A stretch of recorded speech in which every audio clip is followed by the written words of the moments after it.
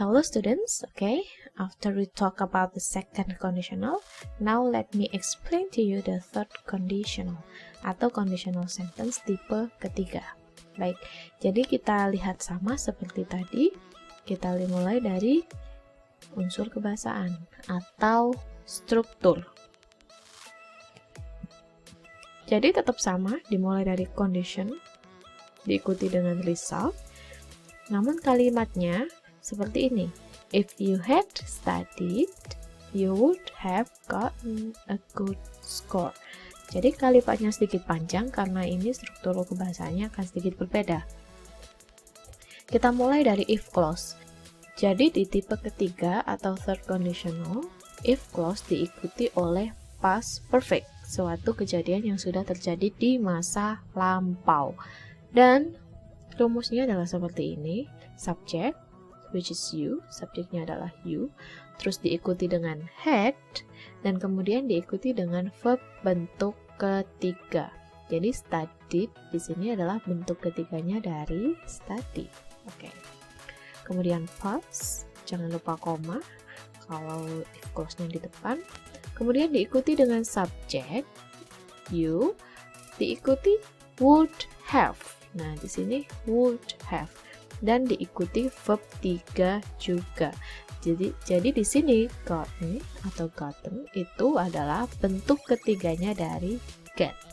Oke. Nah, ini adalah rumus dari third conditional. Sama, kalau dibalik akan jadi seperti ini. You would have gotten a good score if you had studied. Jadi tanpa koma karena main clause-nya ditaruh di depan. Baik. Now let's talk about the use. It talks about the past. The person is imagining a different past or imaginary situation that did not happen. Jadi di third conditional, kalimatnya, if clause-nya, kondisinya itu sudah terjadi di masa lampau. Atau kejadiannya sudah membicarakan tentang masa lalu. Dan si pembicara itu sedang berimajinasi kalau jika apa yang terjadi di masa lalu itu berbeda dengan apa yang sebenarnya sudah terjadi, atau bisa juga dengan mengimajinasikan sebuah situasi yang sebenarnya tidak terjadi, tapi dia cuma berimajinasi. Now let's take a look at examples. The first one, if she had studied, she would have passed the exam. Kalau dia belajar, dia pasti akan lulus ujian. Nah, alasannya kenapa kok dia memakai third conditional? But really, we know she didn't study, so she didn't pass. Tapi sebenarnya dia kemarin tuh kan tidak belajar, jadi makanya dia tidak lulus. Jadi conditional ininya sudah terjadi sebenarnya kejadiannya. If clause-nya ini sudah terjadi. Sudah terjadi, kenyataannya dia, perempuan ini tidak lulus. Kemudian si pembicara, andaikan kalau dia belajar, dia pasti lulus. Nah, itulah third conditional. Jadi membicarakan tentang masa lalu. Dia mengandai-andaikan masa lalu yang berbeda. Padahal sebenarnya apa yang terjadi di masa lalu bukan seperti itu. Nah, kita lihat contoh lain. If I hadn't eaten so much, I wouldn't have felt sick. Jika saya tidak makan terlalu banyak, saya tidak akan merasa sakit.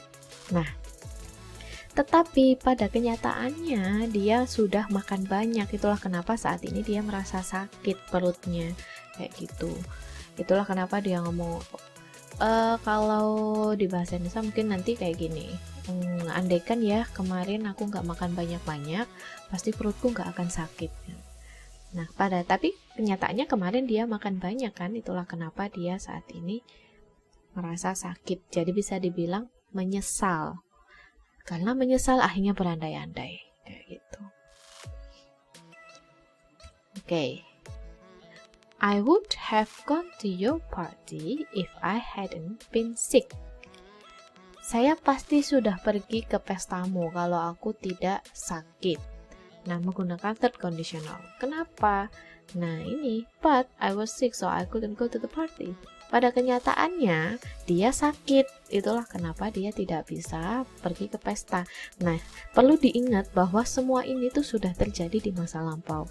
Seperti yang contoh ketiga, I would have gone to your party if I hadn't been sick. Jadi konteksnya seperti ini, pestanya kemungkinan sudah diadakan di minggu lalu. Jadi minggu kemarin misal, dia si A mengadakan sebuah pesta, lah si B tidak bisa datang karena dia sedang sakit. Terus mereka ketemu di minggu ini, misal hari ini. Minggu ini ketemu, terus si B bilang, I would have gone to your party if I hadn't been sick. Saya pasti datang kok ke pestamu kalau aku nggak sakit kemarin. Kayak gitulah, itulah third conditional. Jadi berandai-andai, tapi apa yang diandaikan itu di masa lalu sudah terjadi. Nah, dia berandai-andainya saat ini. Bisa dibilang, boleh dibilang dia menyesal, atau bisa dibilang sebuah kritik dari orang lain. Misal di contoh pertama, if she had studied, she would have passed the exam. Jadi dia mengkritik, kalau dia belajar pastilah lulus sama examnya atau ujiannya, tetapi nyatanya dia tidak belajar kan kemarin, jadi dia tidak lulus. Seperti itu. Oke, look at this sentence. Jika saya tahu konsekuensinya, saya tidak akan melakukannya. Nah, jadi konteksnya seperti ini. Dia mungkin 2 hari yang lalu melakukan kesalahan. Satu kesalahan, mungkin kesalahannya kecil, dan ternyata konsekuensinya besar. Nah, kemudian hari ini dia ngomong, jika saya tahu konsekuensinya, saya tidak akan melakukannya. Jadi dia berandai-andai, padahal itu sebenarnya sudah terjadi. And if we change it to English, it becomes like this. If I had known the consequences, I wouldn't have done it. Nah, itulah kenapa memakai past perfect, karena masa lalu. Past perfect gunanya adalah mengungkapkan kejadian yang sudah terjadi di masa lampau. Jadi subject diikuti dengan had, dan kemudian diikuti dengan verb bentuk ketiga. Jadi known ini adalah verb tiganya dari know. Dan di sini ada koma, selanjutnya diikuti dengan subject wouldn't have. Nah, tadi rumusnya kan would have, tetapi karena dia bentuk negatif tinggal disisipkan not, wouldn't have. Terus tetap diikuti dengan verb 3. Oke. Jadi cukup sampai di sini untuk third conditional. I hope all of you understand what I'm talking about. Jadi saya harap semuanya paham dan bisa melaksanakan atau mengerjakan tugas-tugasnya dengan baik. Oke, thank you, good luck, and bye-bye.